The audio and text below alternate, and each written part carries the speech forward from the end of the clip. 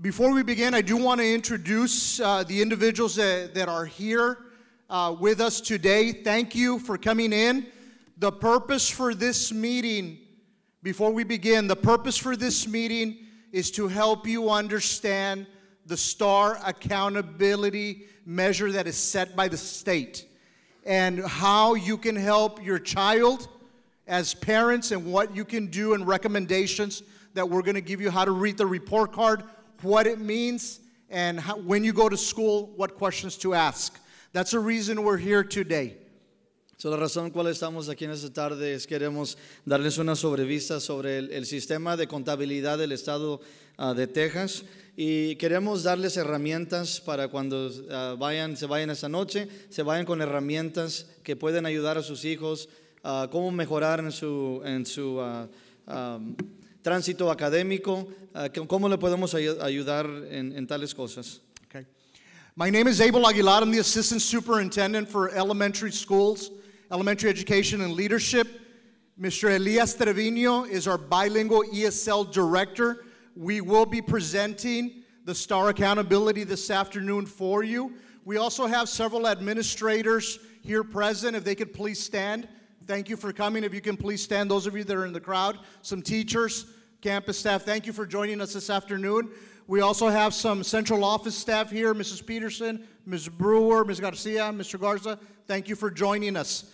One of the main things that we want to get across to you today is at the end of the session, you're going to have an opportunity to ask some questions. If there's something that you need a little bit more explanation on or you weren't sure about, please ask questions. That's why we're here, because we want you to understand it as best as you can and how you can help your child.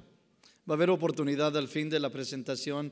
Si usted tiene preguntas, ¿verdad?, sobre lo que estamos presentando, siéntase en libertad en hacer cualquier pregunta y contestaremos lo mejor posible, y si no sabemos la respuesta, le damos la seguridad que sí vamos a encontrar esa respuesta. These are the expectations, what you have up here. Texas, TEA is a Texas education agency. There's 1,041 school districts in the state of Texas, and we're one of them. We have to follow a curriculum and assessment measures on what the state has in place. And this is where the STAAR comes in. The STAAR comes in, and it's an accountability that we have in place for all our students that are eligible to test.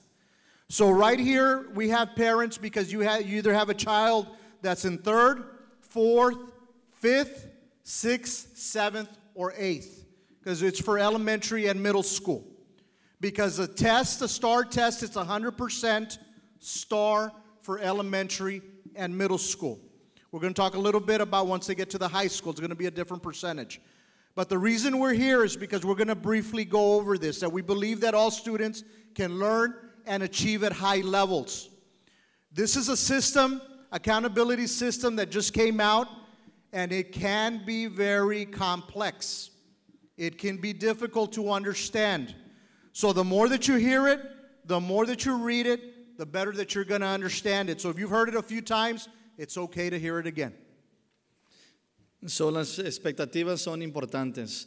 La Agencia de Educación del Estado de Texas tiene sus medidas y tiene sus expectativas de las 1,041 distritos escolares en el estado. Nosotros somos unos de ellos, y como somos partes del estado de Texas, tenemos que seguir el currículo, tenemos que seguir las medidas de los exámenes, las expectativas que tiene el estado de Texas. La razón que ustedes están aquí, tienen estudiantes o hijos que están en los grados del 3º al grado 8º, y en las escuelas primarias, igual que las escuelas intermedias, 100% de estas medidas que el estado tiene por cada distrito, 100% viene esas expectativas de los exámenes STAAR. 100%. So esta tarde queremos darles una sobrevista de esa contabilidad. Es un sistema complejo, y más lo oye, más lo aprende, más fácil se hace para entender qué es lo que el estado de Texas espera en cada distrito escolar. The A through F accountability system.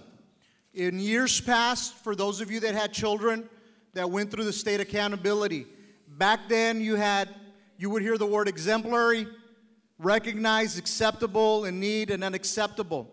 There was a lot of confusion with that, with a lot of our families across the state trying to understand how schools were performing, how your child was performing. So what the state said, let's go back to the old system. We all understand A, B, C, D, and F. We understand that. So we have those ratings, and we're going back to the ratings the way we used to receive them in our report cards.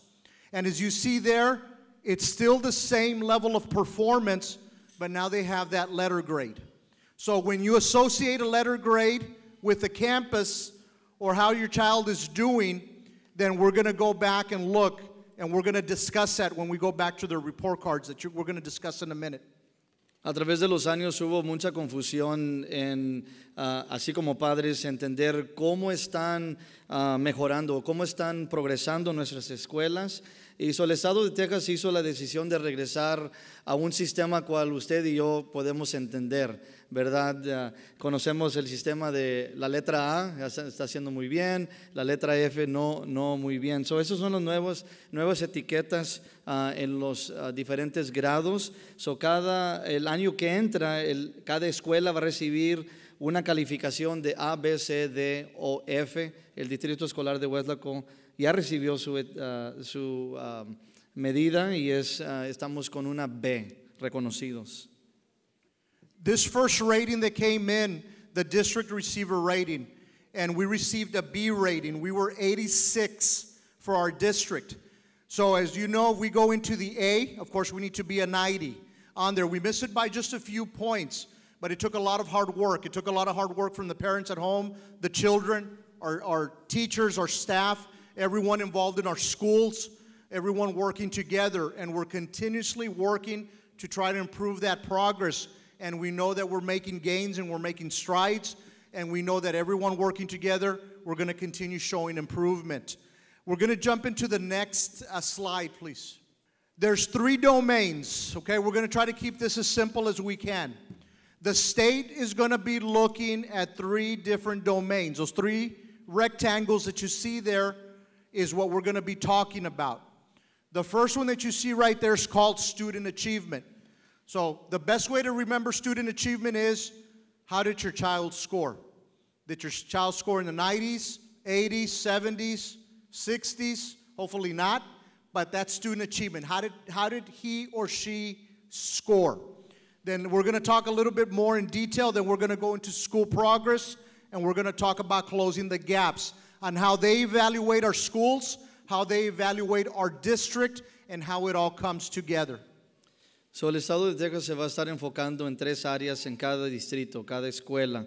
Y ese es el primer área. Ellos lo nombran dominios, nosotros los conocemos como áreas, ¿verdad? Diferentes, 3 áreas se van a estar enfocando. Y el primer dominio, el primer área de enfoque va a ser el dominio del logro estudiantil. Y vamos a hablar un poco sobre eso, el progreso escolar, y luego el último, cerrando esas brechas, cómo estamos mejorando en cada diferente grupo. Okay, so we're looking at elementary and middle school here today. If you see that little box rectangle to the right from the school, it's 100% STAAR. That means it's all that assessment that the state's going to give, and that's how your child is going to be evaluated. Once they get into high school, now they have the STAAR. Underneath, you see the college, career, military ready, known as CCMR. And then you also have the graduation rates. Now they start looking at many other areas for accountability. And I'm going to talk about that in just a bit, why they're doing that. El primer área, ¿verdad? Como hemos nombrado, es el logro estudiantil. Y cómo es que alcanzan a calcular esto. Si pueden ver ahí en los dibujos en la escuela primaria, 100% de ese cálculo viene de los exámenes STAAR. En la escuela intermedia y en el medio pueden ver, 100% viene también de STAAR. Pero cuando llegamos a las escuelas secundarias, ¿verdad? Las high schools, No solamente se están enfocando, como ven ahí, en el examen STAAR, pero también se están enfocando cómo está preparando el distrito, la escuela, para el colegio, para la carrera, para servir en el servicio militar. También se fijan en las tasas de graduación, cómo estamos graduando a nuestros estudiantes. Esas son las diferentes formas cómo viene a dar este cálculo de ese primer dominio. Okay, why did this happen? Why did the Texas Education Agency decide to change the accountability system? This slide right up here, which says 60 by 30, what that means is they had the Texas Higher Education Coordinating Board. It took a lot of planning, it took a lot of time, it took a lot of committees, it took a lot of discussion. They even opened up to the public, to parents, to school teachers. Everyone had an input in this when you had information. But one of the reasons they decided to do this was in the state of Texas, they were encountering a big problem, an epidemic, which means that students, when they were graduating, they were going into the workforce unprepared. They weren't as prepared as they should be. They weren't going as prepared, whether it was with a college degree or into an industry, anything like welding, anything that they wanted to pursue. They received a lot of feedback that they still needed more help in schools. So one of the things that the state decided to do is we need to change how we evaluate our schools and how we teach our curriculum and what it is that we do. So one of the things they did there, they said by the year 2030, they're based on all their studies and research, they're expecting at least 60% of Texans ages 25 to 34 will have a certificate or a degree. Okay? That is what they want. They want them to make sure that they have a certificate or a degree. What you see down there, this is something that we're going to be talking a little bit about. Approaches, meets, and masters. Because I'm sure you've heard it, and your children hear it all the time. What does that mean? That's something we're going to talk a little bit more in detail. Again, whatever you don't get, what we're presenting, please feel free to ask us when we open it up for questions, okay? So, ¿de dónde surgió todo esto, verdad? Este nuevo sistema de contabilidad, ¿de dónde surgió todo esto? Bueno, el estado de Texas, verdad, a través del estudio, a través de los años, vino a darse cuenta que teníamos un grande problema en el estado de Texas. Y eso era que la mayoría de los adultos no estaban preparados para el trabajo, para carreras. So, el estado de Texas implementó esta meta, que para el año 2030, ¿verdad? El año 2030, espera el estado de Texas, esa es la meta, que 60%, para el año 2030, espera el estado de Texas que 60% de los tejanos de la edad de 25 a 34 años, ¿verdad? Van a tener un certificado o van a alcanzar, ¿verdad? Un bachillerato, ¿verdad? O maestría a través de las universidades. Esta es la meta, por eso este grande empuje a este nuevo sistema. Now we're going into school progress, okay? One thing that we want you to remember from school progress is a word, and you can write it down, growth, okay? Growth is what we're looking for. Growth is what the state is looking for. Growth is what we want to see in our children academically year after year. We want to see that growth. So we're going to be looking at growth, and that's what school progress means. It's going to be broken down into two sections. One, of course, I just talked about it right now, student growth. The other one is relative performance.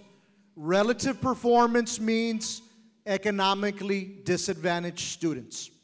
Okay? Because when children are identified or labeled as economically disadvantaged, they're considered at-risk students. So the state looks at all this. What are we doing as schools to help our children grow, and how are we focusing on our economically disadvantaged students who need more help, who are at risk and so forth. So this is what we mean with school progress, and we're going to talk a little bit more in detail in just a bit. So, si recuerdan, dije al principio que el estado de Texas se está enfocando en tres áreas. Y el primero era el logro estudiantil, ¿verdad? Cómo están pasando los niños, estudiantes en sus calificaciones, o más bien en sus exámenes estatales. Ese viene siendo el segundo enfoque. Y el segundo enfoque es en logro, o más bien crecimiento.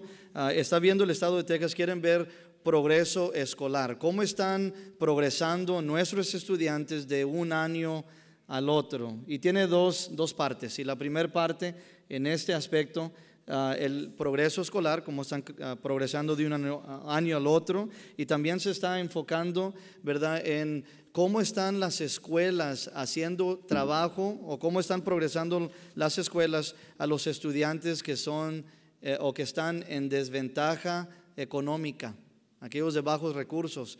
¿Qué estamos haciendo por ellos? Esos son los dos aspectos que se enfocan, ¿verdad?, en el progreso escolar. The next one is closing the gaps. Closing the gaps, basically what it means is we're looking at every single student.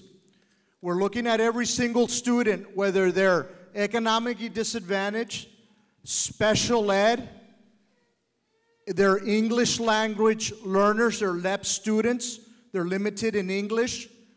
They're non-continuously enrolled, which means that they may have come from this district to this district. They move around. We look at our different races, Hispanics, Asians, whites, all students. We look at everything. There's about 14 different groups. What are we doing to help all these groups of students be successful? All your students, all your children are going to fall into these groups, some of those groups. So what are we doing to make sure that the child is successful by the end of every school year, moving forward? Because we're thinking long-term here. We want to make sure that they're ready for college, to pursue a career, to go into the military, whatever they choose to do, but we want them to be ready. So, el tercer área, la área tercera lo podemos nombrar como cerrando las brechas. Quiere el Estado que nos enfoquemos en equidad educativa. So, el Estado se enfoca, ¿verdad?, en cada raza, en cada etnicidad. Se enfoca, ¿verdad?, si educación especial, ¿cuáles nuestros estudiantes, cómo están progresando los estudiantes de educación especial? ¿Qué de aquellos estudiantes que continuamente son móviles, que se mueven de un distrito a otro distrito, una escuela a la otra escuela? ¿Qué de aquellos estudiantes que están aprendiendo el inglés? Y de nuevo, aquellos que están en desventaja económica. El Estado de Texas se está enfocando, igual que cada distrito, igual que nosotros, en cada área. ¿Cómo estamos mejorando? ¿Cómo estamos progresando en cada área? ¿Por qué? Queremos prepararos ¿para qué? Para el colegio, para la carrera, o si desean entrar al servicio militar. So right now we went over the three. We went over student achievement, we went over school progress, and we went over closing the gaps. It's a lot of information that we, through our school system, have to know, have to prepare our students, have them ready. And it's a lot of information for parents as well. And that's the reason why we're offering these sessions, is to go over all this information with you and hope that you understand it as best as you can. And if you don't, we're here. Always reach out, ask us, because the more that you're involved, the better success your child's going to have. And that's the reason we're doing this, to help out and explain what are the expectations that the state is setting for school districts. And why are we setting those expectations for our students in our schools? Why are they demanding all this work from the child? Why do they want them to be here? Why do they want them to come to Saturday school, after school, whatever it is? This is a reason why, because of the expectations that we want them to be ready and we want them to be prepared. So, el entender ese sistema de contabilidad es profundo, es muy profundo. Solamente estamos aquí tocando la superficie, pero como hemos visto, son tres dominios o tres áreas: el logro estudiantil, progreso escolar y cerrando las brechas. So, el estado de Texas tiene sus expectativas y como el estado de Texas tiene esas expectativas del distrito, de la escuela, lo tenemos también de nuestros estudiantes. Si usted hará la pregunta, ¿por qué tanta tarea? ¿Por qué tanto enfoque en la lectura y en la escritura? ¿Por qué tanto enfoque? ¿Por qué? Porque esta es la expectativa que tiene el estado, esa es la expectativa que tenemos aquí en este distrito. We're here because we want your child to be successful. And we're here, we want to make sure that you understand this accountability system. If you understand it, then you know what questions to ask when we're meeting with our teachers, when you're setting up a parent conference, when you have questions, why did my child score at the approaches level? Why did my child score at meets? What does it mean if my child scored at masters? I need to set up a meeting with my teacher, but I really don't know where to start. This is why we're here. As you were coming in, we're going to play a couple of videos for you, and they're about 12 to 15 minutes. About 12 minutes. It's in English and Spanish. It's going to answer some questions, but we're going to talk a little bit about in detail. We're going to go into the report card right after that. So we asked if you could please follow along with those videos and make any notes or any questions that you have, write them down, because we're going to explain that in detail as we move forward. So, la razón principal por cual estamos aquí en esta noche es porque queremos el éxito de sus hijos. Es lo más importante, queremos el éxito de sus hijos para que colegio, carrera, ¿verdad? O si quieren entrar al servicio militar. Vamos a ver unos videos ahorita cual van a explicar y ahí en sus notas, en sus formas han recibido resultados de la prueba STAAR, están en inglés y en español y básicamente esa es una sobrevista de ¿verdad? Calificaciones, cómo hizo sus hijos, ¿verdad? Estoy seguro que unos de ustedes ya tienen las personal, ¿verdad? Han recibido lo personal, pero básicamente para que entendamos, pues qué preguntas puedo hacer yo cuando vaya a visitar a la maestra, no sé qué preguntarle, aquí les va a dar tal herramienta, cómo hizo mi hijo este año, cómo mejoró del año pasado a este año. So, vamos a ver estos videos, el primero es en inglés y luego lo vamos a ver en español. Les pedimos que pongan su atención en eso. If you have your own child's report card with you, please pull that one out. If not, there's a sample. And those of you that don't have it, you should have received one. And you say, well, I don't have it. Go to your child's school. Okay, you can also go online, and there's a unique access code. If you look at the front of the sample that you have here, on the very bottom, it gives you a code there. Your child has a unique code that gives you a lot of information. What the state is trying to do with this is they want to inform parents and be very transparent on how your child is doing. They are spending a lot of money on research with research companies to give you a lot of information that can be very helpful. So make sure that you obtain your child's report card if you haven't done so yet. Okay? So todos tienen el ejemplo, ¿verdad? Tienen una copia de ejemplo solamente, pero uno de ustedes tienen su calificación para su hijo o hija. Y ahí abajo, si recibieron el personal, hay un código único y ese código único es el cual les da a ustedes la habilidad de poder entrar y ver más información sobre cada de sus hijos. Si no recibieron la calificación personal de sus hijos, no se sienta mal, hable con los empleados ahí en su escuela y ellos les van a ayudar para que reciban esa calificación personal de sus hijos. Testing is a part of life and can be good training for the future. As adults, we take tests all the time to get our driver's license, to get into graduate school, and sometimes to be promoted at work. The STAAR, or State of Texas Assessments of Academic Readiness, is a series of tests that help tell us how our children are doing in school. The goal is to make sure your child is learning what he or she should be and is on track to graduate from high school ready for college or a career. Before each STAAR test, teachers make sure students know what to expect, what subjects will be tested, what materials to bring, how much time they have to take the test, and what happens before, during, and after the testing period. Once your child has completed the STAAR test, there are so many important things you'll learn by looking at his or her STAAR report card. Let's jump in. On the front cover, you'll see a letter from the Texas Commissioner of Education and an overview of the different proficiency levels that your child may achieve on the STAAR test. Proficiency is the term we use to describe how much information your child knew about the subject tested. You can learn all about proficiency on page 2. At the top of the page, you'll see an overview of how your child did on each exam by looking at the level they received. There are 4 levels.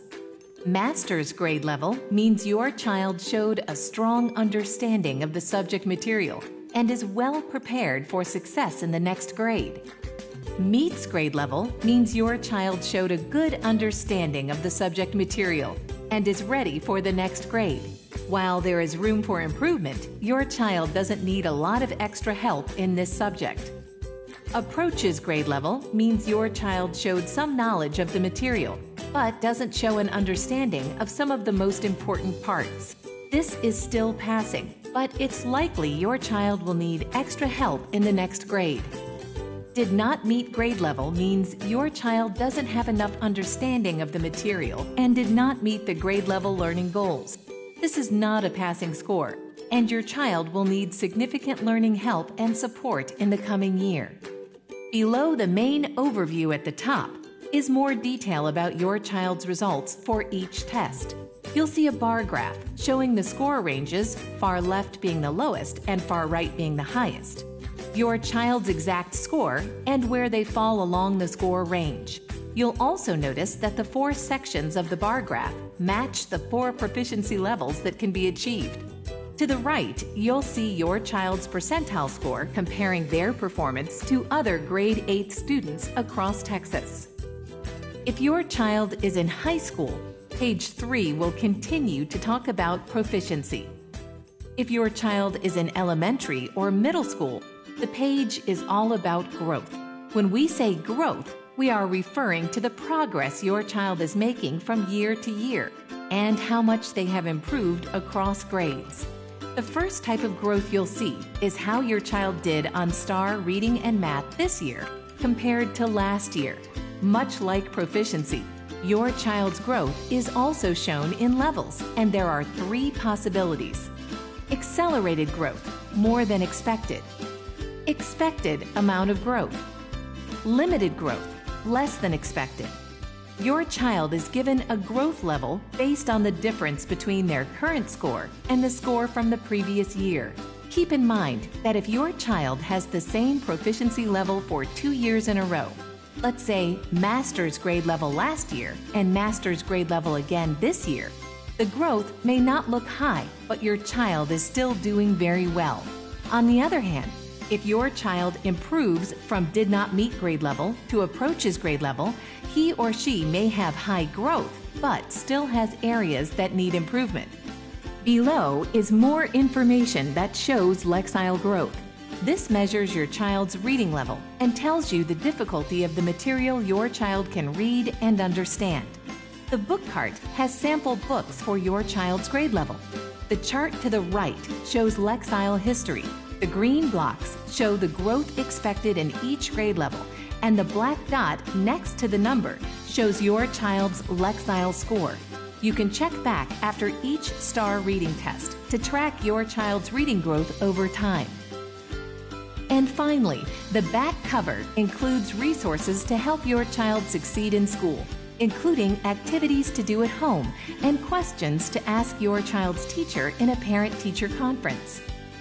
For students who qualify, there are special tools, features, and supports called accommodations to assist in taking the STAAR test. To learn more about accommodations and if they affect your child, visit tea.texas.gov/accommodations. Now that you know your way around the STAAR report card, it's time to learn more about what you can do to improve your child's score. Go to texasassessment.com and log in the purple box at the top of the page. Then use your child's unique access code found at the bottom of the STAAR report card. The more you take part in your child's education, the more you can help your child grow academically.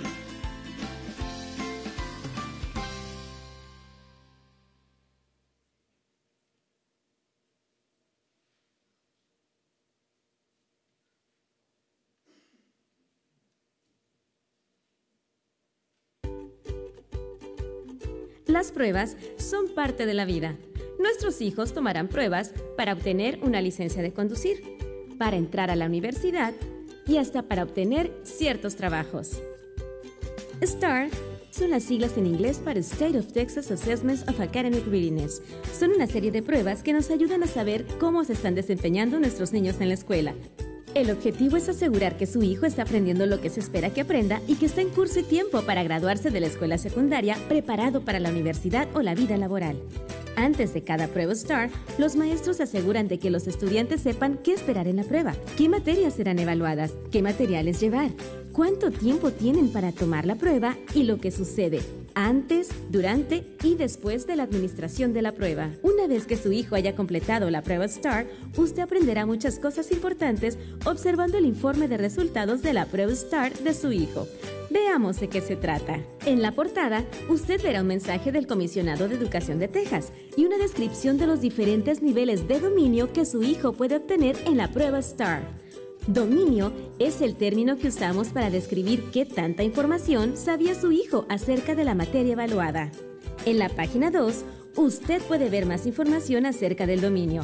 En la parte superior de la página, usted verá una descripción del desempeño de su hijo en cada prueba, indicando por el nivel que obtuvo en cada una. Hay 4 niveles de desempeño. Domina el nivel del grado. Indica que su hijo demostró un entendimiento excelente de la materia y está bien preparado para tener éxito en el siguiente grado.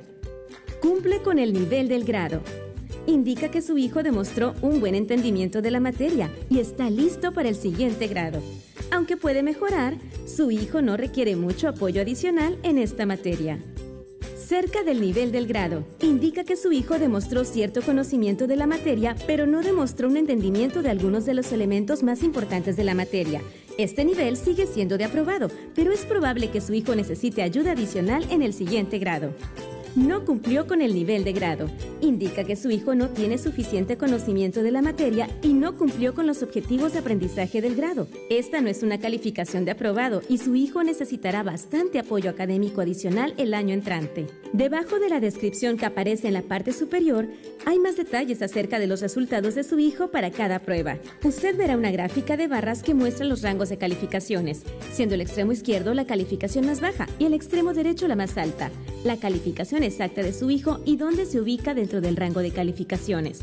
Usted también notará que las 4 secciones de la gráfica de barras corresponden con los 4 niveles de dominio posibles. A la derecha, usted verá la calificación percentil de su hijo, la cual compara su desempeño con el de los otros estudiantes del estado que tomaron la misma prueba.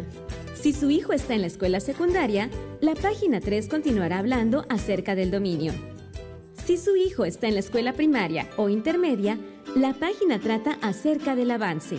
Al decir avance, nos referimos al progreso de su hijo de un año al siguiente y qué tanto ha mejorado de un grado a otro.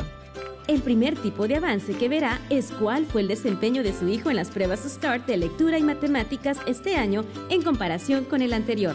Así como con el dominio, el avance de su hijo también se muestra en niveles y hay 3 niveles distintos. Avance acelerado, mayor al esperado. Avance esperado.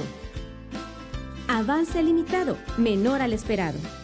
El nivel de avance determinado para su hijo corresponde a la diferencia entre la calificación actual y la calificación del año anterior. Tenga en mente que si su hijo tiene el mismo nivel de dominio 2 años consecutivos, digamos que 2 años seguidos, domina el nivel del grado. El avance puede no parecer alto. Sin embargo, el desempeño de su hijo es muy bueno. Por otro lado, si su hijo pasa de un nivel no satisfactorio a un nivel casi satisfactorio, puede tener un avance alto, pero aún hay áreas en que necesita mejorar. Abajo hay otro diagrama que muestra el avance Lexile. Esto mide el nivel de lectura de su hijo y le indica la dificultad del material que su hijo puede leer y comprender. El carrito con libros tiene ejemplos de libros para el grado de su hijo. El diagrama de la derecha muestra el historial del nivel Lexile de su hijo. Los bloques verdes muestran el avance esperado en cada grado y el punto negro junto al número indica la puntuación Lexile de su hijo. Usted puede volver a consultarlo después de cada prueba STAAR de lectura para ver cómo va avanzando su hijo en lectura. Y finalmente, la última página incluye recursos para ayudar a su hijo a alcanzar el éxito en la escuela, incluyendo actividades para hacer en casa y preguntas que puede hacerles a los maestros de su hijo en las reuniones entre padres y maestros. Para los estudiantes que califican, hay herramientas, funciones y apoyos especiales llamados ajustes para ayudar a tomar la prueba STAAR. Para conocer más acerca de los ajustes y ver si pueden beneficiar a su hijo, visite tea.texas.gov/accommodations. Ahora que conoce el informe de resultados de la prueba STAAR, es hora de aprender más acerca de lo que puede hacer para mejorar la calificación de su hijo. Ahora usted puede abrir una sesión en el recuadro morado que se encuentra en la parte de arriba de la página principal para familias de este sitio web, escribiendo la clave de acceso individual de su hijo que se encuentra en la parte inferior de las páginas 2 y 3 del informe de resultados de la prueba STAAR o usando el buscador de identificaciones en línea. Entre más conozca acerca de los resultados de su hijo en las pruebas y de qué hacer para que mejoren, más podrá ayudarle a crecer académicamente. A lot of information, right? These videos are still they're online, and we provided you with the link so you can go back and slowly look at them. So you can just take your time and really break it down and discuss it. But it's a lot of information. If it's a lot of information for us in the schools, we know it's a lot of information for our parents. But this is what we need to know the language. If we know the language, the verbiage that they're using, the wording, then we'll understand how we can help our children better as we're moving forward. So we're going to break this down in just a bit. So, sabemos que eso es mucha información, ¿verdad? Es mucha información. Les hemos proveído ahí en la agenda, ¿verdad? El sitio del internet donde puede encontrar esos videos y también están disponibles en nuestro sitio del Distrito Escolar de Weslaco. So queremos, ¿verdad?, que estemos hablando el mismo lenguaje, ¿verdad?, que entendamos ese sistema de contabilidad. Okay, so we're going to continue with our agenda. We're going to continue on number 6, which says Proficiency Levels. And we're going to start on that. That's where you're looking at the proficiency levels, and we're going to go ahead and put the report card. Please follow along with the report card that you have. The sample, it looks like this. If you have your child's, you may follow along with your child's. If you don't, that's okay. There's a sample there. And the sample that you have, it's a 5th grade. It's a 5th grade sample, the one we're going to use. Okay, they're all the same. It's just a different grade level, and it's going to be different tests for different grade levels, okay? But this is what we need to understand, and this is something that you're going to need your information on. So any questions that you have, please write them down. We're going to start off with the front of the report card. Let's go to the first page. It's folded. It folds. So that's just an introduction from the commissioner, where you see all the children right there. It gives you an understanding of what this is going to be. If you look on the rectangle box over here on the bottom, that's where you have those proficiency levels. You have master's grade level, meets grade level, approaches grade level, and did not meet grade level. And it explains it there for you. That's what we're going to be talking about right now. The best way to remember these is very simple. Best way to remember them. If your child scores at the approaches level, in 3rd grade, they're going to be testing for the first time. State accountability. If you had a child that was in 3rd grade or in one of the testing grades last year, they received these scores. They either received approaches, meets, or masters. But the best way to remember these, we don't want to make it too difficult.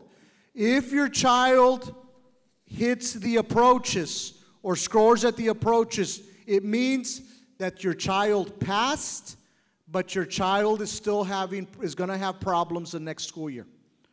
They're already going in with some concerns. They're going to be struggling. But the state set the standard that is a passing standard. If your child scores at a meets level, that's the one in the middle, meets, that means that your child did very well and is ready for the next school year. They should be able to handle the next school year at the meets.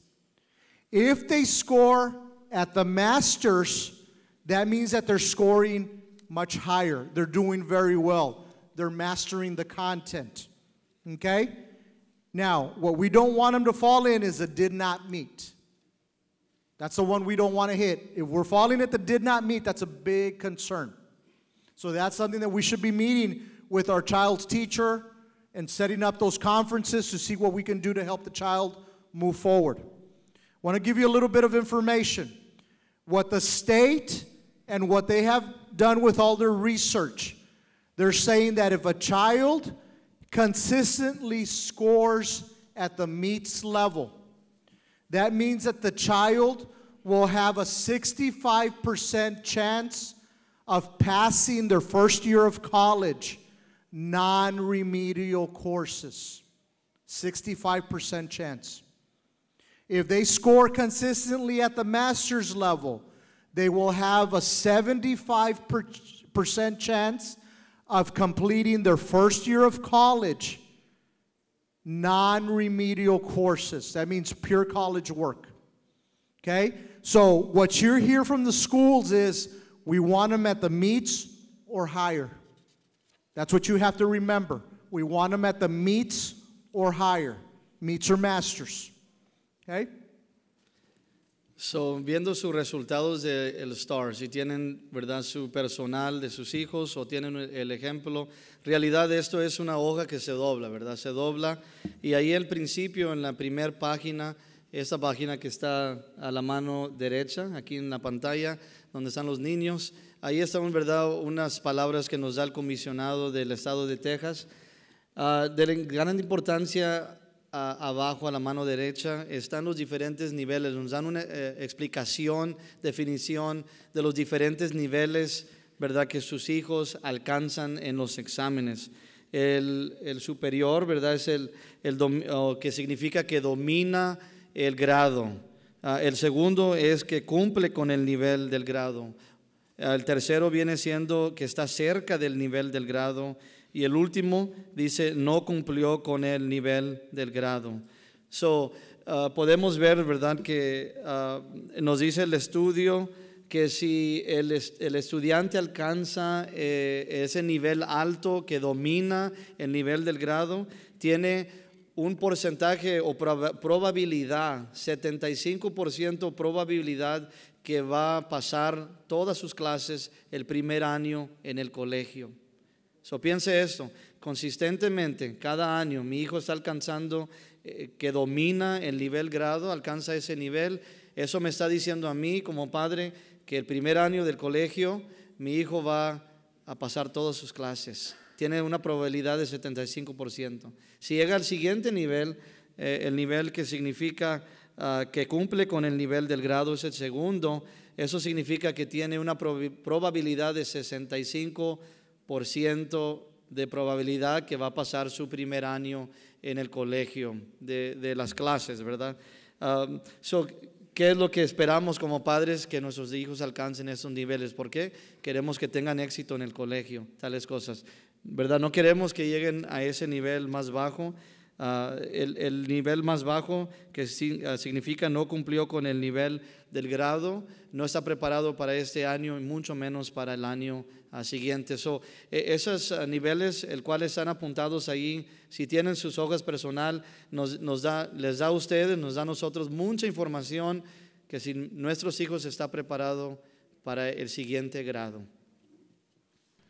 Right where it says on the top, performance, 5th grade, on the sample that you have, or your child's, the one we see up here is 4th grade, on the very top. It gives you your child's name. It will give your child's information, what grade they're in. And then right underneath, you see where it says reading, math, and writing. It's going to give you the tests or the assessments that they test in that grade level. For example, in 3rd grade, it's going to be reading and math only.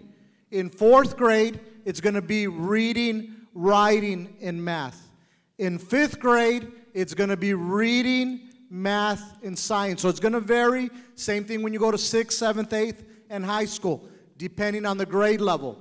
Now we go down. Now you start looking at the performance levels.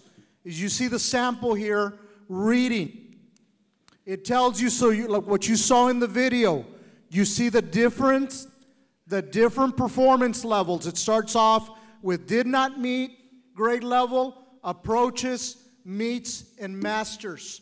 So right there, if you're looking at this one, the sample, it says this child scored at the meets level. So that means that number that's in parentheses, that's what they call a scale score. And that's how they measure everything to scale scores. You don't have to worry about that right now in the scale scores, but you do need to know the performance level on what it means. Okay? So if we go into the next one, to the side, I'm sorry, keep going on that same column, on the same row.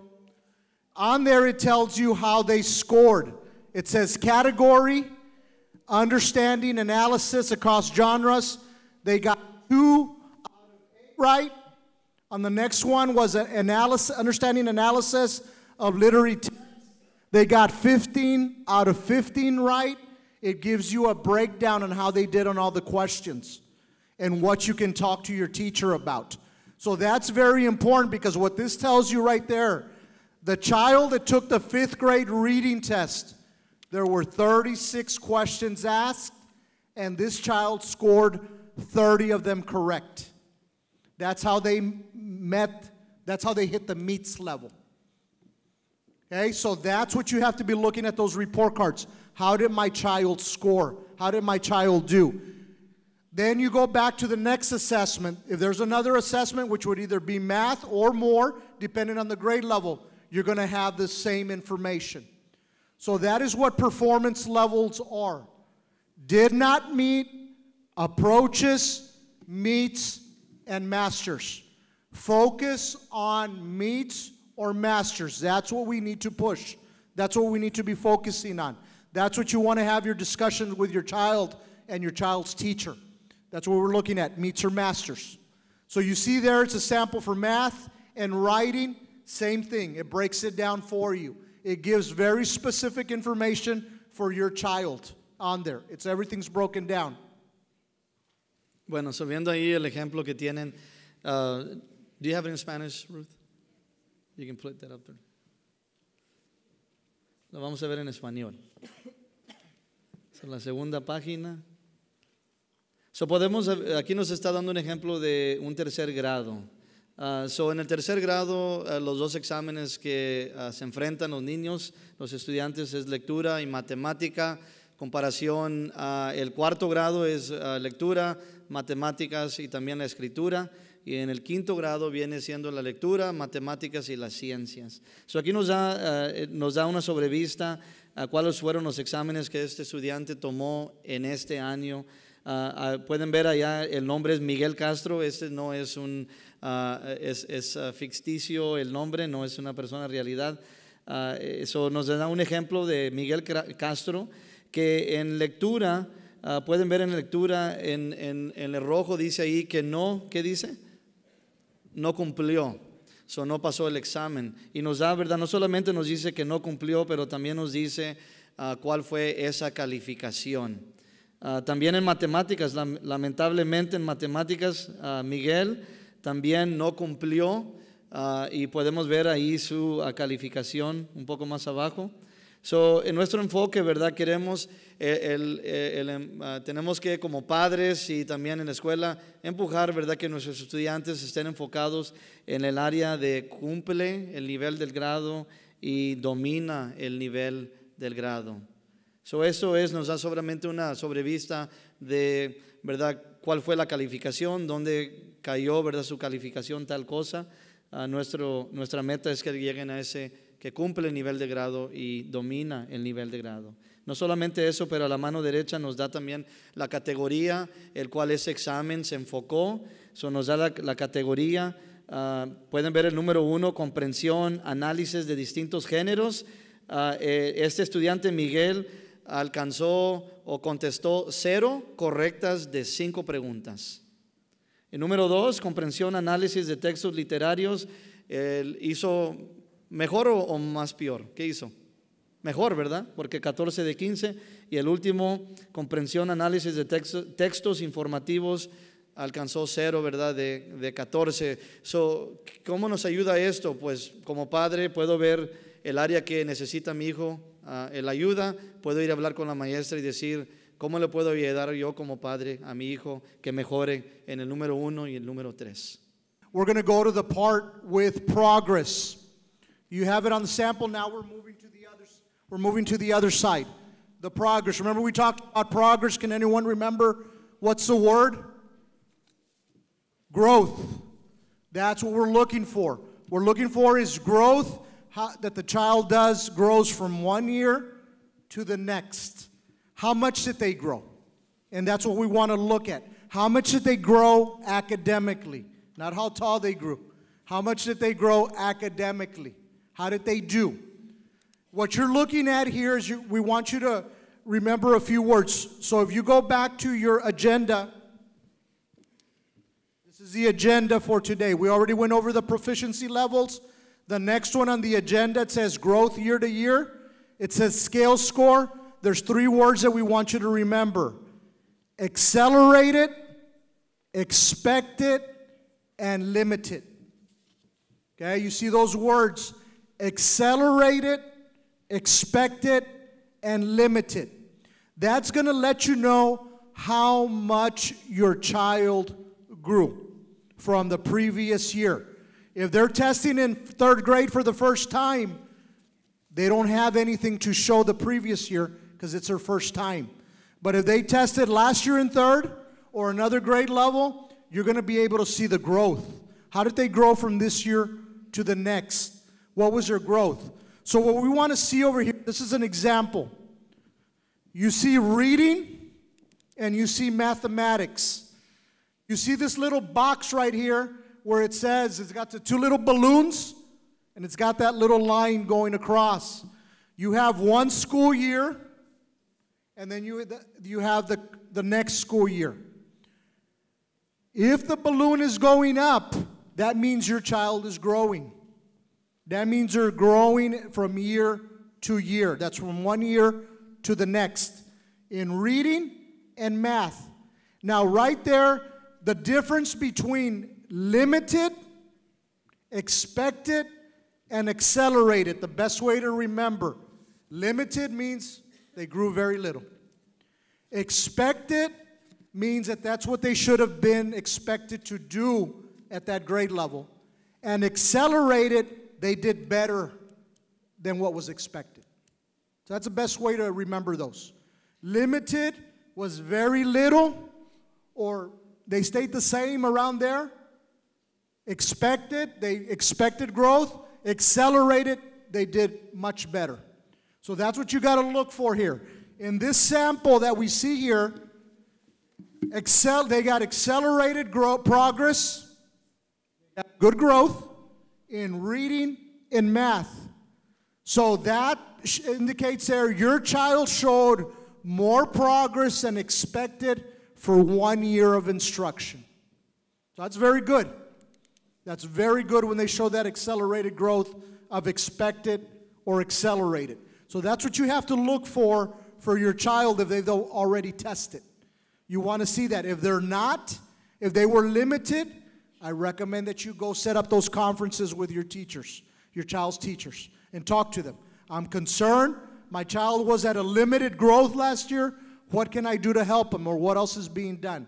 Because I want to make sure that we get him or her up to the expected or accelerated growth, either in the reading or the math, what we're looking at here.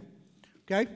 So, como recuerdo, ¿verdad? Al principio hablamos de que no solamente el estado de Texas se está enfocando en el logro estudiantil, ¿verdad? Si pasaron o no pasaron el examen, pero también se están enfocando en el crecimiento. Recordemos esa palabra, creciendo académicamente de un año a otro. So, regresando aquí a Miguel Castro.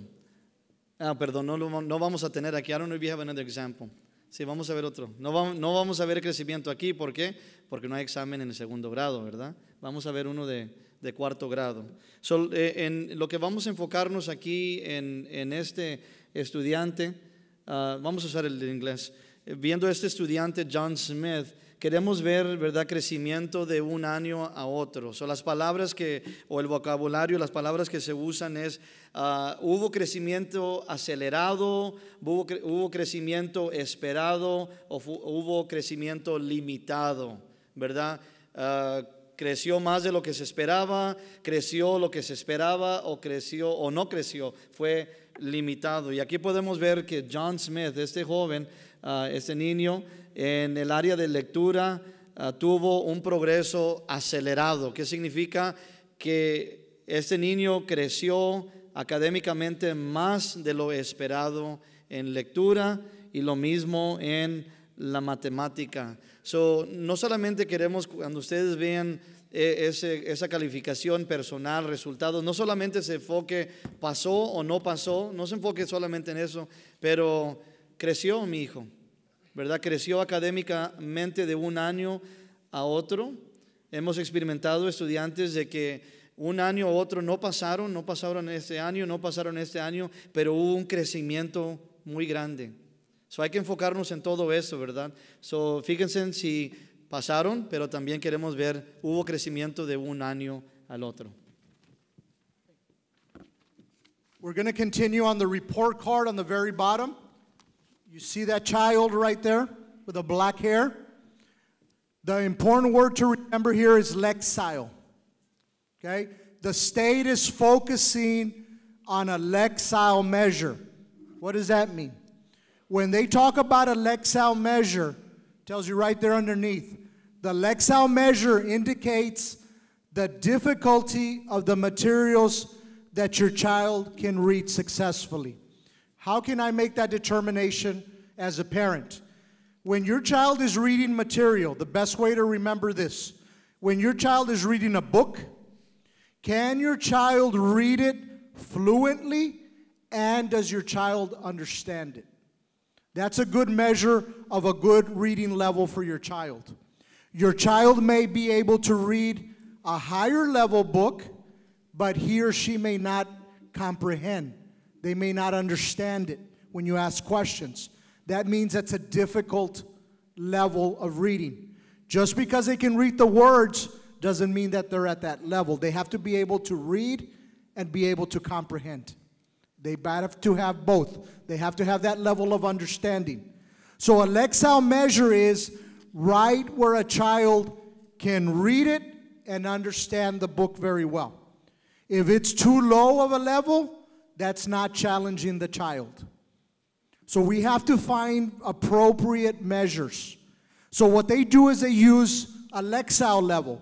For example, when you see your child's report card, it's going to say your child's Lexile History. Right there, you see a 950 Lexile. And it shows those little green boxes on how your child should be moving through the years. They even went and they said, you know what? We're going to give you some sample books that your child can read and they can be successful at that level. So as a parent, when you're trying to find some reading levels, some books for your child, you go to the library, you go to the school library, you go to the public library, you're purchasing a book on Amazon, online, or whatever, look for the Lexile level. They're all over the place. That will help you determine if it's an appropriate reading level for your child. Okay? They have to be able to read it fluently, and they have to understand what they're reading, comprehend. Very important. Okay, very important. So Lexile is very important. It's what the state's looking at. And they're spending a lot of money on research to really get this message across to the school districts and to the parents.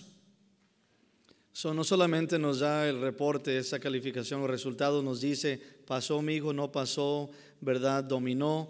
también nos dice, ¿verdad?, que si su crecimiento fue acelerado, ¿verdad?, esperado o limitado, pero también nos da otra herramienta, y eso es a la mano derecha, a la parte inferior de la página, nos da una historia del nivel de lectura de su hijo, o el Estado nos nombra una medida Lexile. So, esta medida Lexile básicamente nos está dando un nivel en cual su hijo, ¿verdad?, puede leer tales libros a ese nivel con fluidez y también con comprensión. Siempre, ¿verdad?, queremos que los niños lean, pero que puedan leer con fluidez y comprensión. No queremos darles un libro que va a estar muy dificultoso, y si es muy dificultoso lo van a poner a un lado, o si es muy simple, ¿verdad?, no los están motivando para seguir adelante. So, esta herramienta nos da aquí esa medida Lexile. No solamente eso, pero también nos da unos ejemplos de libros que están a ese nivel. Si va a Barnes & Noble, si va a su biblioteca aquí de la pública, casi todos los libros tienen ya una medida Lexile. Si usted sabe la medida Lexile de sus hijos, usted puede ir a la biblioteca, Barnes & Noble, Amazon, y usted busca esos libros que están a ese nivel, y sus hijos van a leer esos libros ¿con qué? Con fluidez y con comprensión. The more your child reads, and they keep working in schools, those levels will keep going up with the comprehension. So the goal, you want to see that trend moving forward. So continue asking for those Lexile levels and keep getting reading material that's going to be appropriate for your child. It has to be appropriate reading level. Because if it's too low, it's not challenging. If it's too high, it's too difficult for them. So we have to try to find that appropriate level for them. Before we continue, I want to just welcome Dr. Canales, our superintendent of schools. She just walked in. She was at a previous meeting right now, so she couldn't make it earlier, but she's here with us. So I'm sure she'll close out at the end. So thank you for joining us, Dr. Canales. So que si pueden ver en estas páginas, pueden ver que no solamente nos da, ¿verdad?, esa medida Lexile, pero a través de los años ustedes como padres van a poder ver en esos resultados, van a ver cómo están progresando en esa medida. La meta es de que sigan creciendo, ¿verdad? So, más leen los niños, mejoran, ¿verdad?, en su fluidez, en comprensión, va a subir esa medida Lexile. Y como dijo ahorita el señor Aguilar, ¿verdad?, pues damos la bienvenida a nuestra superintendente, la doctora Priscila Canales. Vamos a dar un aplauso, que está aquí con nosotros. Estaba en una junta hace unos minutos. De nuevo. Está saludando en inglés y en español. Okay, we're going to go ahead and close out the report card in the back. In the back of the report card, there's a parent resource tool. When you fold it in the back, that parent resource tool, that is specifically broken down information for your child. Every child's gonna have a different one. So what the state has done, based on everything that on the results of the assessment, they're informing parents on what you can do at home to help your child in the area of reading, math, or whatever assessment they took. It's very important that you read that and what it is that you can do to help your child at home, or what questions you can ask when you go visit with your child's teacher. This is very important information because it's tailored specifically to your child. Okay? Pretty much in a nutshell, that's your student report card. The performance levels, the progress, which is a growth, and the parent tools. A lot of useful information. Make sure you obtain your child's copy if you haven't done so yet. Y la última parte, la porción de la información que nos dan esos resultados está en la página atrás, herramienta para los padres. Y esas son estrategias, ¿verdad?, y actividades muy importante que entendamos que son personales para sus hijos. Son estrategias y actividades que pueden ayudar a sus hijos a mejorar. Algo muy importante a la parte inferior está también preguntas. Si usted dice, pues yo no sé qué pregunta hacerle a la maestra, pues ahí están unas preguntas, unos ejemplos de preguntas que podemos hacer a las maestras, maestros, ¿verdad? ¿Con qué propósito? cómo puedo yo como padre ayudar a mis hijos y también, ¿verdad? Que la maestra, ¿verdad? También ayude a los estudiantes. Esta nota, esas formas o resultados nos dan mucha información. Cómo pasaron o no pasaron, progresaron, nos da la medida Lexile y también nos da herramienta para los padres. We want to make sure that we help out, and we want to make sure that we let you know what's all this is about. So feel free to ask these questions whenever you have them. They're not silly questions, or they're not wrong questions. Something you don't understand too well, give us a call. That's what we're here for. Ya estamos para terminar, pero un punto que queremos hacer que es de gran importancia, y eso es el involucramiento de los padres. Les agradecemos profundamente que están aquí esta tarde. No están aquí porque cualquiera sea la razón, están aquí porque les importa de sus hijos. Les agradecemos profundamente, y como se presentó ahorita a la señora Erika García, ella es la directora de involucramiento de los padres. Deseamos que si no están ayudando de una forma o tal en la escuela, los animamos que participen como voluntarios totales en la escuela. Esta es Erika García, la que está encargada de todo eso, y está haciendo un trabajo maravilloso. Si pueden ver, ella fue la que formó todo esas hojas que tienen ahí con ustedes. Okay, many times you say, well, I'm going to have them read for 2 hours. They're not going to remember everything for 2 hours. You want to do quality versus quantity. Okay, if they can do well for a longer period of time, you know your child. Then you know they can do it. If they're being frustrated, if they're reading at a frustrational level, then we have to find out what's appropriate for them.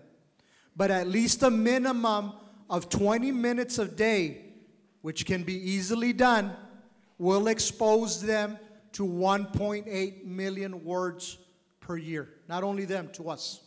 The more vocabulary, the more they read, the more they build their literacy, it's going to help them in every subject area. So if anything that you leave with tonight, if you don't remember anything else, the more you read, the better they're going to do. Antes de que entremos al tiempo de las preguntas, queremos terminar con la importancia de la alfabetización, la importancia de leer, ¿verdad?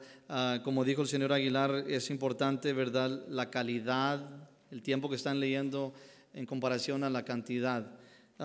Y la doctora Canales, ¿verdad? Hace este punto en toda vez que presenta, cada vez que habla con los estudiantes, hace el punto que si lee el estudiante a lo mínimo 20 minutos por día, 20 minutos, se pasa rápido, si leen 20 minutos por día, eso expone al estudiante a 1.8 millones de palabras al fin del año.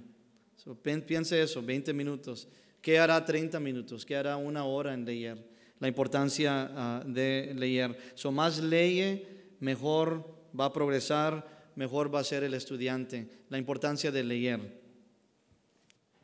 Okay, on the very bottom of that page, it says additional resources.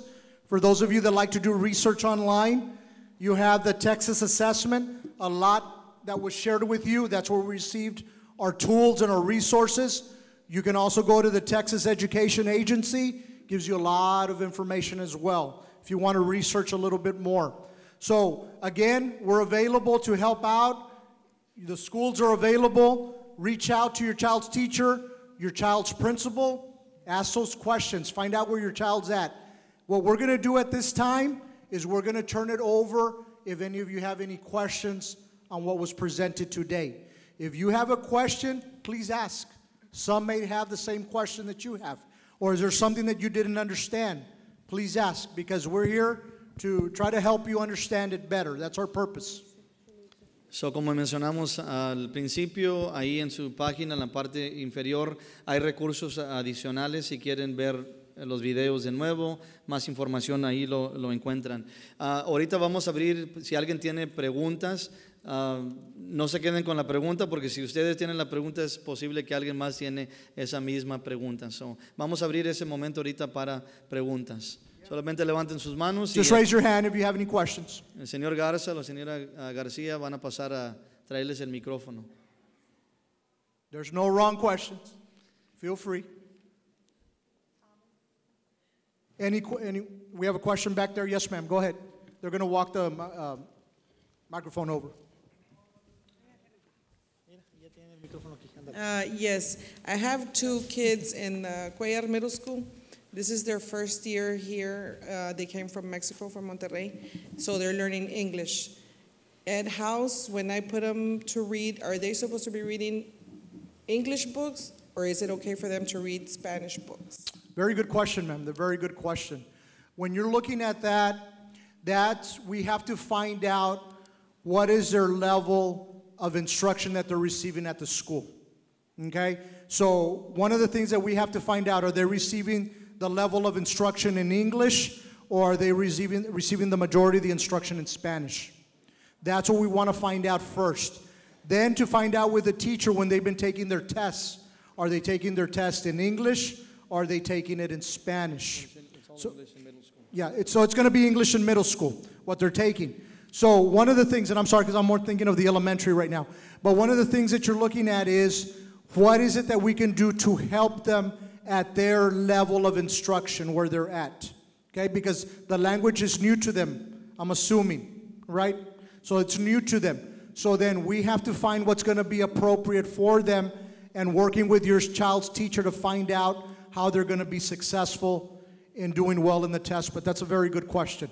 So, su pregunta estaba enfocada en que sus dos hijos hablan el español y acaban de entrar a la escuela intermedia y deben estar leyendo el inglés o en español.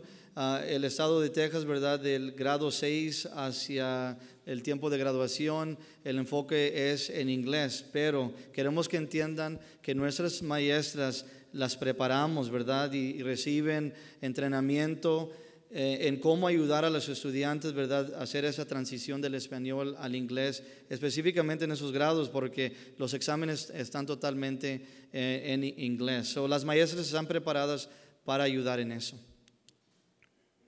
Did that answer your question? Buena Thank pregunta. you. Thank you for asking that question.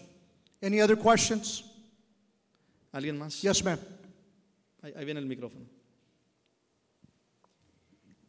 So who will be able to give us my child's access code to be able to see all that? Yes, ma'am. What we recommend that you do is to go to your child's campus and speak to your child's teacher to obtain a copy of that code. If they don't have it readily available, then you can go to your child's principal, one of the administrators. Just let them know, look, we went to the parent training. I don't have my child's access code. Can you please give me a copy of that? And they should be able to provide it, okay? We didn't give you a number, but if you have something to write this number with, just in case you don't have it, you can also call 969-6500. 969-6500. That's our central office number. And you can ask for Mr. Elias Trevino, he's a bilingual ESL director, or you can ask for Abel Aguilar, I'm the assistant superintendent, and we can get you the help as well on there, okay? So go to your child's school first. If you're not having some success for some reason, then let us know and we'll help you out with that. But a very good question. So, su pregunta fue que si no he recibido el resultado personal de mi hijo, ¿con quién hablo? ¿Con quién puedo acudir? So, vaya y visite a su maestra, ¿verdad? Y si la maestra no le puede ayudar, ¿verdad?, al momento que no lo tiene, hable con la directora, y la directora, ¿verdad?, les pueden dar ese código único, porque no solamente esta hoja les provee esa información, pero cuando entran en el sitio de internet, ¿verdad?, y con ese código les da mucha más información. So, muy buena pregunta. So, acude a la ayuda de su maestra, maestro o, ¿verdad?, los directores de la escuela. Thank you for the question.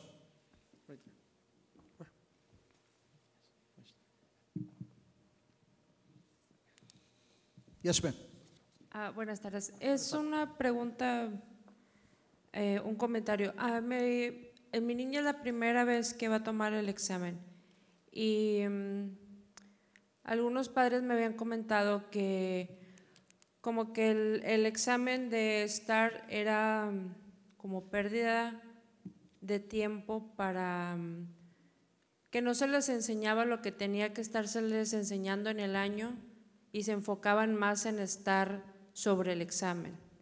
pero a lo que estoy viendo es básicamente lo que ellos van haciendo en el año en lo que se basa Correcto. el examen. ¿Por qué tener esa idea de que no les sirve de nada? Muy buena pregunta. Okay, that's a very good question. So the question that was asked for those is, she received some information saying that why are children taking the STAAR, because it's a waste of time. One thing, that's one of the reasons why the state revamped the accountability system, because many times what was out there was we're teaching to the test. It's just a test. We're just teaching to the test. But what we are expected to teach in our public schools, we have to teach the curriculum. That's the law. We have to teach it.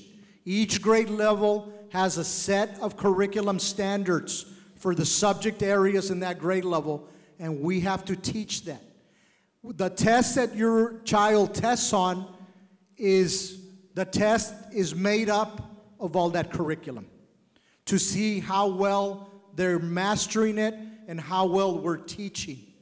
So in the old days, there was a lot of problems with the test, and they said, well, they're just teaching to the test. Now the tests are more focused on the curriculum that is being taught in the schools, and we have to teach that. We cannot make up what we teach. We have to teach what the curriculum is there. That is a law. Okay, that is a law, and we have to teach that. But it's a very good question. You go on to inspect. So, su comentario, ¿verdad? Oyeron el comentario. So, queremos responder a eso. Muy buen comentario. El estado de Texas, ¿verdad? Nos da el currículo, ¿verdad? Que tenemos que enseñar. Y muy simple, el examen está basado en ese currículo. So, no es enseñar el examen. Bueno, en realidad porque se está enseñando el currículo, ¿verdad? Se enseña matemáticas, ciencias, estudios sociales, ¿verdad? Tales cosas. Y el examen al fin del año es un resumen de ese currículo. So, muy buen comentario. Pero sí, está enfocado, si enseñamos a los estudiantes el currículo que el Estado nos da, van a hacer bien el examen. Gracias. Any other questions? Yes, ma'am. Actually, a teacher here at the district, and I just want to comment and make a couple of suggestions. Just now that we've already had the meeting, I think it would be very helpful that we actually have at campuses meetings with parents, specialists, when they have to discuss the snapshot on Lead Forward that actually explains the skills that need to be taught by category, so the parents get a better understanding of why teachers have to teach what they're teaching in each grade level and what they have to master before they get to the next grade level. Another one would be the conversion scales, so they can actually see the difference of the number of the growth, actually the percentage per grade level, how the percentages are changing from 3rd grade to 4th grade to 5th grade and so on, and as per grade level. Thank you, Ms. Rivera. Ms. Rivera is one of our teachers at one of our campuses, so thank you for sharing that information. So what Ms. Rivera is basically sharing with us is each grade level is going to have its challenges of expectations. Okay, it's going to change every year. There's going to grow. There's going to be different percentages on expectations. And it's very important to know what you can master, what's supposed to be mastered at that grade level, and what's supposed to be mastered and expected at the other grade level, to understand the difference. And the best way to do it is to constantly follow up with your child's teacher, your child's parent specialist on the campus, and ask questions. These are very good questions that you're asking. Ask those questions. That's what we want. We want you to ask questions, because the more questions that you ask, the better we're all going to get, and the better we're going to help our children out. Because sometimes if we don't have a question that you might ask, say, you know what, we didn't think about it that way. But that was a very good question. We may have just not thought of it. So some questions that you ask, that's what I said, there's no silly questions. But many things that you want to know a little bit more deeper of the information that's being covered, what expected are the expectations and the curriculum, that's where we can sit down with the teachers and go over all that information. Thank you for sharing, Ms. Rivera. So, la señora Rivera es una de nuestras maestras, bilingüe también, y hace la sugerencia de que cada escuela debe de proveer tales juntas, ¿verdad?, enfocadas en qué es las expectativas de un año al otro año, ¿verdad? Cómo las expectativas cambian del grado 3º al cuarto, al quinto y tales cosas. So, esa es la sugerencia y lo vamos a tomar, ¿verdad?, en cuenta. Any other questions? Buenas Question noches. right. Okay. I'm sorry. Go ahead, ma'am. Disculpe, era una pregunta. Yo tengo un niño que estaba en cuarto el año pasado y él tiene el problema del Adhd, o sea, tiene problema de lento de aprendizaje. El año pasado el examen del STAAR no lo pasó. Este año ya está en quinto y como él tiene ese problema, ¿qué va a pasar si él no lo vuelve a pasar? ¿Él se vuelve a quedar de año o cómo le pueden ayudar para que él pase el examen? Porque él tiene el problema de enfoque, o sea que no comprende lo que está leyendo. Thank you, ma'am. Muy buena pregunta. Okay. I'm going to say it in English and then Mr. Trevino can go ahead and explain in Spanish. The question that was asked is that her child right now is and thank you for sharing because this is something that's very common. Es algo que es muy común. Her child has struggling, did not pass last year in 4th grade, is in 5th grade and is struggling, but her child, and she shared this, her child has been diagnosed with ADHD. For those of you that don't know what ADHD is, it's attention deficit hyperactivity disorder, which means that they are diagnosed by a doctor and they're going to have trouble with the focusing on there, with receiving the information, participating in class. That's something that's very common. You know, we do see that a lot. It's either ADHD with a hyperactivity or just the attention deficit with ADD. Okay? That's something usually we don't diagnose. We're not the doctors. We don't do that. That's done between a doctor and the parents. All we do is we give you facts on what we're seeing or concerns on what we're seeing and what we can do to help them. But the best thing to do with these situations when they're coming up like that is set up the meetings as soon as possible and have those meetings with your child's teacher so we can see what we can do. What we can do is help the child. Sometimes we may need to go into further assessments to see if there's something more there. Sometimes we just need to go back and forth with the doctor if there's any medication that's being taken, if that's a choice that you make. But there's ways to make it better, but we have to have those parental meetings, okay? So in this case, ma'am, si gusta esperar después, we can talk about the school and we can give you some more recommendations on that, okay? So we can go ahead and talk about that. So, básicamente, en resumen, sí hay ayuda, ¿verdad?, que se puede hacer. Y yo lo voy a decir como experiencia personal, porque mi hijo más pequeño sufre de lo mismo, ¿verdad? Y el programa cual le ha ayudado mucho ha sido el programa 504, que hay ayuda que se puede dar más allá de lo que se está dando en la clase. Hay más ayuda que se puede dar a cada estudiante que sufre tal cosa. So, como dijo el señor Aguilar, si desea, después de esta junta podemos hablar personalmente en esto. So, sí, claro, si ustedes ven que su hijo están batallando en clase, no se quede callado, ¿verdad? No tenga vergüenza de hablar con su maestro o maestra, hágalo, ¿verdad? ¿Por qué? Porque entre la maestra y usted como padre, juntos, ¿verdad?, vamos a asegurar que los niños están progresando de un año al otro. Muy buena pregunta. Muy buena pregunta. Gracias. Okay, Yes, ma'am. I have a question, but I also wanted to share some tips. I used to be an English and ESL teacher especially for middle school and high school. I would tell my students, look for a song that you like and use the dictionary, to try to translate so you can understand what the song is saying. I would also recommend like movies that you can stop and pause. The movie might be in Spanish, those American movies that they, translate into Spanish and have the captioning in English and be able to stop it. Wait a minute, what did he say? And then, they can read. Also, the newspaper, trying to get an English and a Spanish newspaper. There are many different things, or even books that come in bilingual, So those would be very helpful. And always a dictionary. That's what I tell them. Because the Chinese student that I had didn't know a word of English when he came, and by the end of the year he could speak.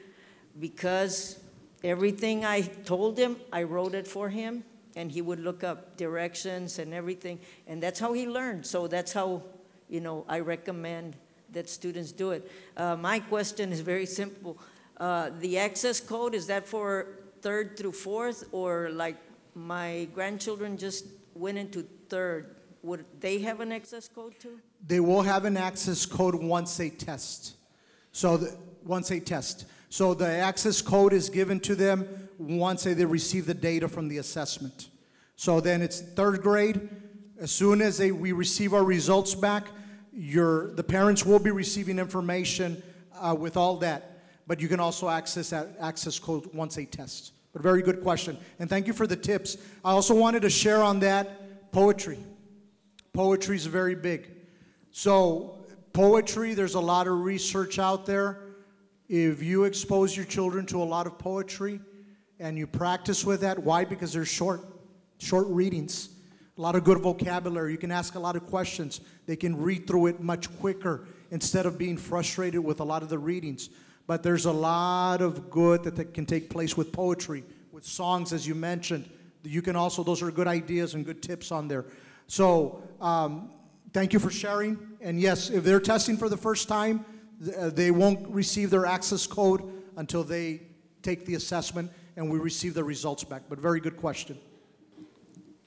So ella era maestra, ¿verdad?, antes en un tiempo, y dio la recomendación, su enfoque era específico a aquellos que están aprendiendo el inglés, y dio sus recomendaciones, ¿verdad?, de aquellos que están aprendiendo el inglés, ¿verdad? Ella como maestra usaba la música, usaba las canciones, se enfocaba mucho en el uso de los diccionarios, en vistas, ¿verdad?, que están en inglés, pero también los ponen en español o tal, viceversa, en español y en inglés. Libros bilingües, hay libros bilingües, y ella hace el punto, ¿verdad?, de que tuve un estudiante que hablaba solamente el lenguaje chino, no sabía el inglés al principio, al fin del año ya lo estaba hablando. El señor Aguilar hace no solamente todas las recomendaciones esas, pero también la poesía.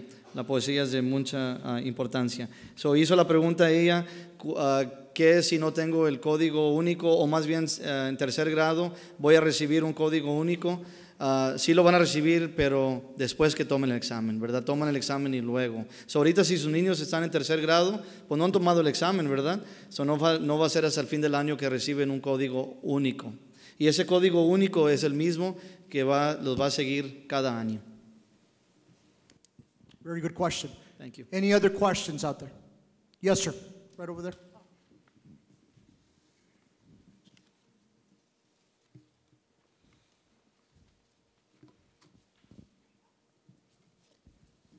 Okay, thank you. Good evening.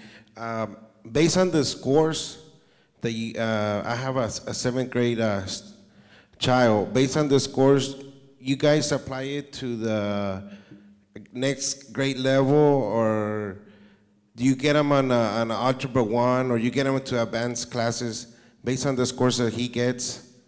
Do you apply it to the academic, to the school academics, or based on the scores, or it just Texas State scores? Sure. Very good question. I'm going to Did I make myself clear? I mean, I didn't. Sure. Okay. Yes. Good question, sir. I'm going to have Ms. Peterson. She's the assistant superintendent for secondary schools. Go ahead and give you some information on that. Okay. Thank you. Yes, we do use the STAAR scores for advanced math in all of the grades, and also to advance into English 1 in 8th grade. We use the results of the 7th grade reading and writing. Reading. Okay. Mm-hmm. Okay. Great. So he needs to score high in order to get to those courses. Yes. And the next level. Because we want to make sure that they're ready. And Okay. it's not a problem if they don't. Okay. Because they have plenty of time to finish everything that they need to finish to graduate from high school without being advanced. But if a child's ready, we want to challenge them so they don't get bored with the instruction, and then hopefully can advance farther. But if they do not take English 1 in 8th grade, they've got plenty of time to get all of their English done before they graduate from high school. So we don't want to put students in there and set them up then for failure, because we want to make sure the goal of taking English 1 in 8th grade is that you're going to be ready for the AP tests or the dual enrollment. And if you're not, that's okay, then you start English 1 your freshman year. We don't want to advance kids too early and then set them up for failure later. There you go. Okay. Thank you. So, su pregunta es, ¿usan los resultados del examen STAAR estatal para determinar en el siguiente año que si sus hijos están avanzados en matemática o en lectura? Y la respuesta es sí. Se usan esos exámenes estatales para determinar si son avanzados el siguiente año en matemáticas, y también para el grado 8, grado octavo, que si entran a inglés 1, que es una clase de la secundaria. So, sí, la respuesta es sí, se usan los exámenes estatales. Good question. One more question, I'm sorry. Yes, on that performance, it says current quantile measure. There's a score there. Basically for that, you're only going to receive that measure, and it's going to be on the math on where they're falling. If you're looking at quintile, just to give you an idea, there's going to be 5 different categories where they're going to be falling. Quartile means they're going to be 4. Correct. Okay? So they're going to fall in one of those categories as far as their level of performance, and that's really what it means right now. So if you're looking at where your child is scoring, actually that's very good right there, where they're scoring right there. They're at that master's level, so they're scoring very high. Okay? That's a good question. Okay, but the main score is it's the one on the top right on the balloon. Correct. We go by the one on the top. Correct. Well, we're looking at, if we, and I reference to it as a balloon. If you look at that balloon right there, that's your scaled score. It's a scaled score on where they fall, kind of what Ms. Rivera referenced to. And there's so much we can talk about, and we can be here for a couple of days, but it's good questions. That goes getting more technical on where they're falling on different performance levels. So when the scaled score goes higher, these are your scale scores. So when they go higher, that means their performance level is going to be higher on there. And the state sets those levels for the scales. They're the ones they set them across for the state, depending on what they expect for them to perform. Okay? But good question. Okay. Thank you.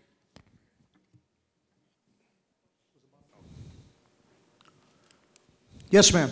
Hi, my son is in 5th grade, so the scores that I received were for his 4th grade test when he took them. He did not meet the grade level on the reading part. And summer school wasn't suggested. It was meaning that he didn't meet the grade level. Well, he's not going along with the curriculum.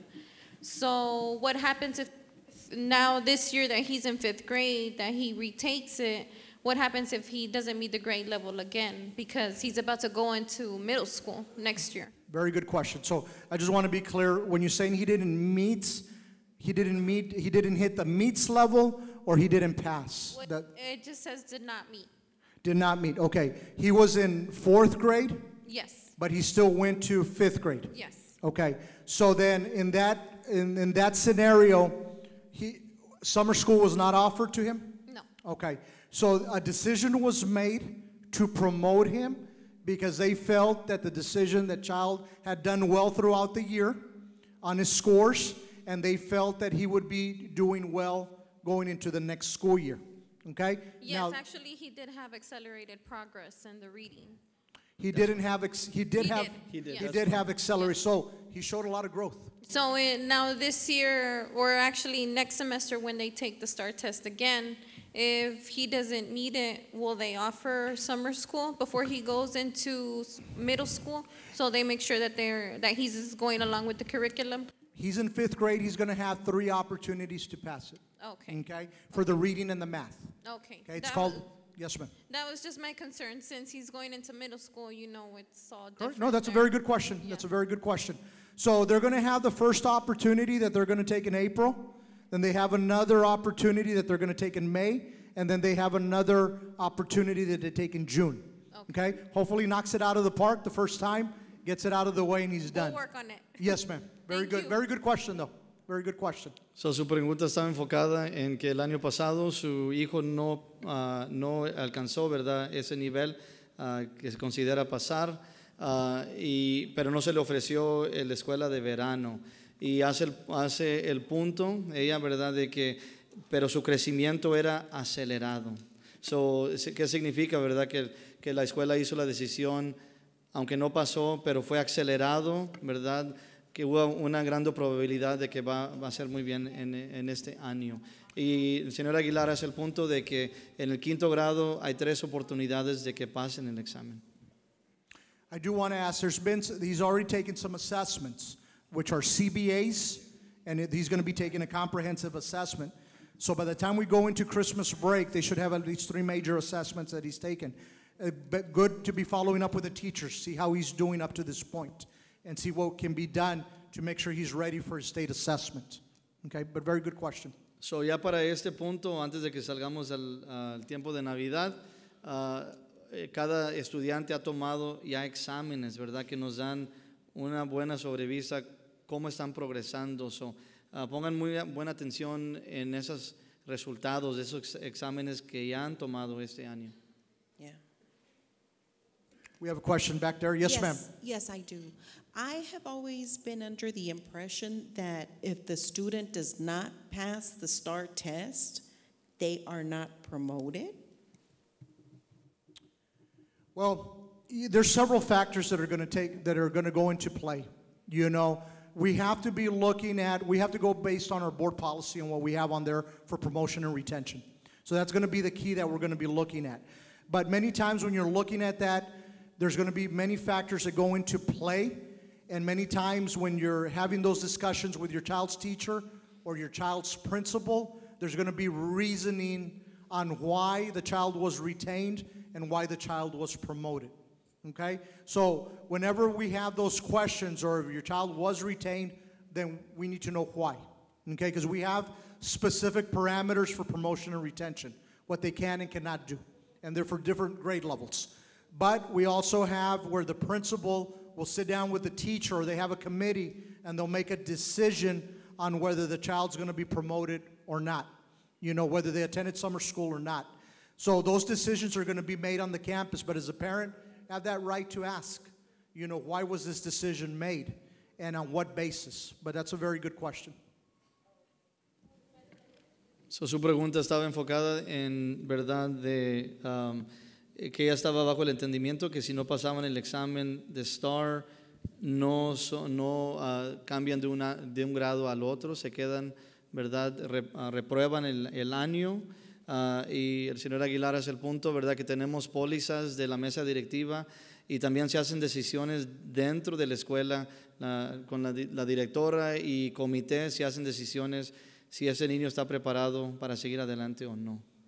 So hay varios aspectos, verdad, que se consideran. Very good question. You all have very good questions this evening. Thank you for sharing them.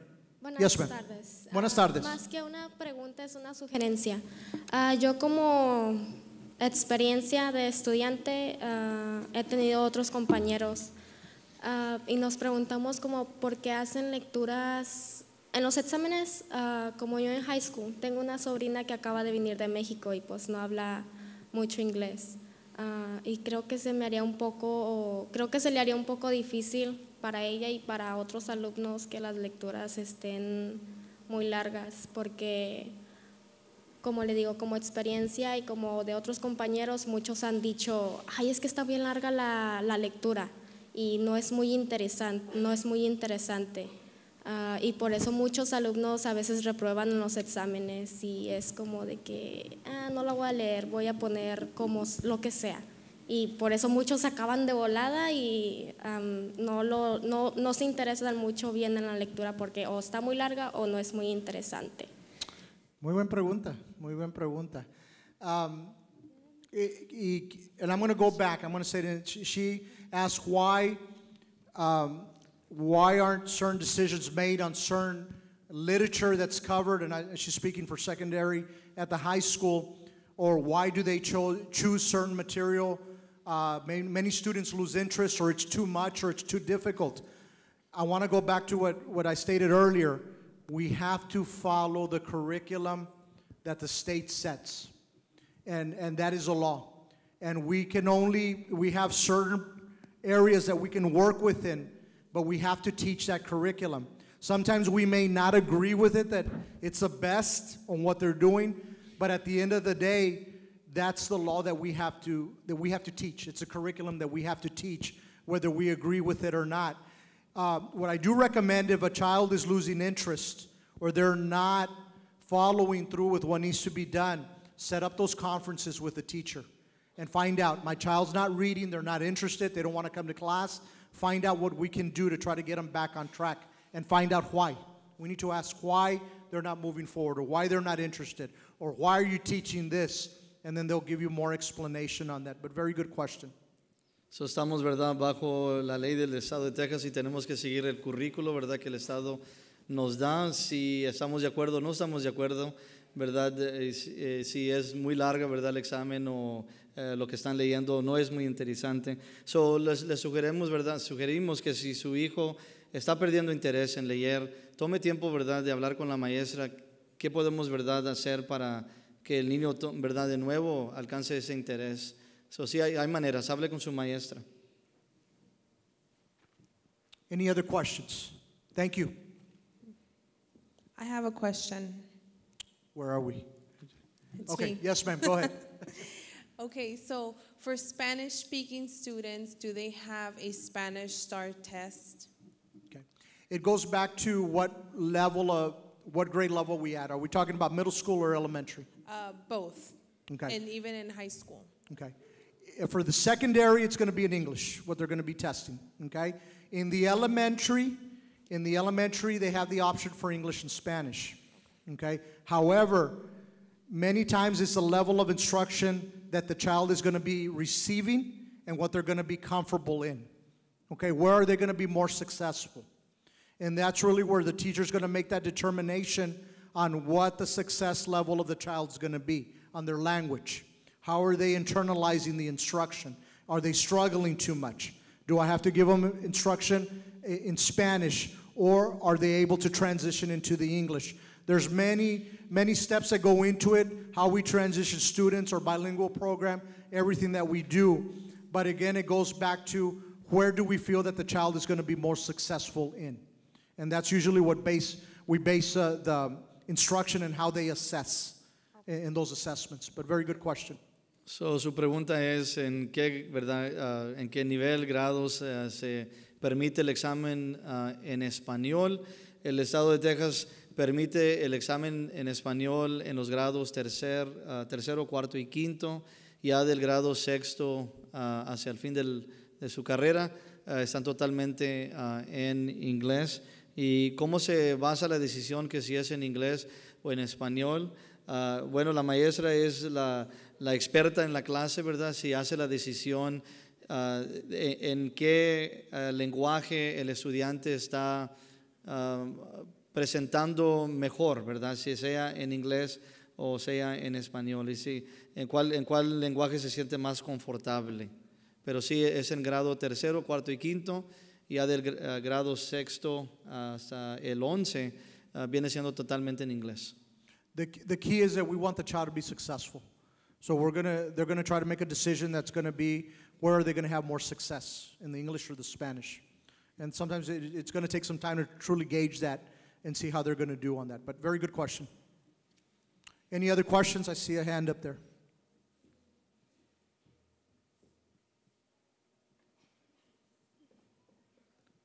Yes, sweetie, go ahead. Well, like this year I was in IDEA, but I switched to Airport Elementary. Good choice. Very good. Because the teachers in Airport, they help me more, like when I don't understand it, and I'll ask a question or something. Well, thank you for sharing that. I appreciate it. Thank you. And Ms. Cuadra's right over there, the airport principal with the other administrators. Ms. Amy is over there. Thank you for joining us. So that's good. You know, you want to share that with your teachers over there. And thank you for sharing that. I appreciate it. We love when our students take charge and ask those questions. So very, very good comment and very good questions. But again, always encourage your child. Always encourage your child to ask questions. Okay? It's never a wrong question. Ask. Ask if you don't understand something. I have 2 girls, and I try to do that with them. Ask questions, okay? I'm embarrassed. No, you're not embarrassed. Ask questions. That's how you're going to learn. And if you get it wrong, that's okay. Ask. So thank you for asking those questions when you don't understand something. And thank you for sharing your story. That was awesome.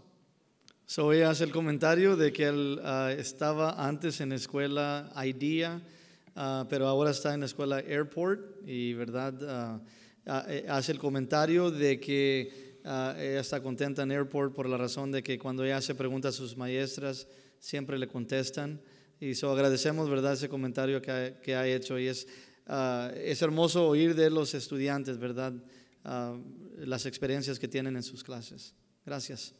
What's your name, sweetie? Joanna? What grade? 5th grade. Okay, so Ms. Cuadra's over there, and she'll share that story with your teachers. And Ms. Guajardo, they're over there. Thank you for sharing that, Joanna. Any other questions? Okay. We want to make sure that your questions are answered. If you want to ask us a personal question regarding your child after the meeting, I'll stick around, you know, and I'll take your questions, or someone that I can direct you to if I can answer it for you. I know, ma'am, you had a question, so I'll meet with you on that as well. But if there's no other questions, that's pretty much our presentation. You had wonderful questions. Thank you for sharing them with us, because it also helps us out in planning forward on what we're doing and how we're working with our campuses and our principals and our teachers on what we can do to better enhance instruction. We're not perfect by no means, but we do want to continue improving our practice, our teaching, working with students to help them improve overall and get them prepared, you know, for whatever they choose to do, whether they choose to go to college, choose military, choose a certain career that they want to do. That is our goal. We want to prepare them as best as we can. But ask questions. Don't feel it's a silly question. Set up those meetings. Go through the report card. Go through those levels. Set up those conferences with your child's teacher. They're very good questions. You have a ton of information. Again, you can set up the meetings with your child's teacher. I gave you the number, 969-6500. You can contact Mr. Trevino. Again, he's a director for bilingual ESL. I'm Abel Aguilar. I'm the assistant superintendent for elementary education. Or Ms. Sue Peterson was here also for secondary. Just ask for us. Leave a message. We'll get in contact with you if there's something that hasn't been answered or you want a little bit more clarification on. I'm going to ask one more time. Any other questions? Quick door prizes here. Okay, we're going to have some door prizes, but I do want to turn it over to Dr. Canales to say some closing before we present the door prizes. Thank you very much for being here. Our goal number 3 is to form partnerships with parents, community, businesses, so that we work as one for students and create opportunities that last a lifetime. Yep. So just very thank you, and just know that we value the partnerships, and we want to hear. We don't have a magic wand, you know, that can solve every single problem, but we do believe, like we teach our students with the Leader in Me program, that with teamwork and partnerships, anything can be accomplished. And it's all good things that we want for every single student in our school district. So thank you so much for being here. And please spread the word about reading. 20 minutes of reading every single day exposes the brain to 1.8 million words. Powerful. If you do that 1st grade, 2nd grade, 3rd grade, 4th grade, 5th grade, by the time you're in 12th grade, it's almost 22 million words that your brain has seen. A lot of them which you'll start using. So the power of reading. It's the most important thing we can do for children. Thank you. Thank you. Over there. Once again, thank you. Thank you for joining us. And I'm sure you're going to have more questions when you leave. I should have asked that. That's okay. Feel free to ask us or contact us, and we're here to help you. Anyone that has a specific question that you want to talk to us about, we'll stick around. Thank you. Have a nice evening.